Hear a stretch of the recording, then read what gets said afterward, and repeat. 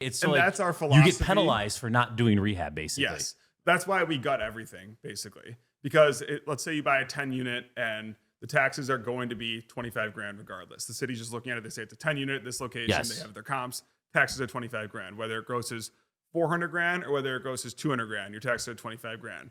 So if you gut and hit the high gross revenue number, your 25 grand out of 400 is not a math wizard, less than 5% of gross. If you're grossing 250, it's 10% of gross.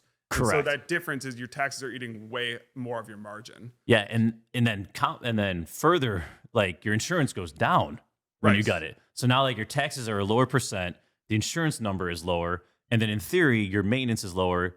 You don't have a boiler, you don't have that gas line item. Right. Like the expense items get very shallow on these gut rehabs. Right, and the ratio decreases substantially, expense ratio.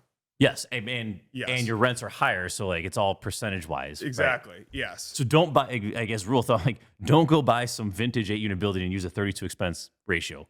Right? Like It's going to be more. It's going to be way more than that. Don't probably 40% or more. Yes. Yeah. So and that's a huge difference. That's all your profit right there. Correct.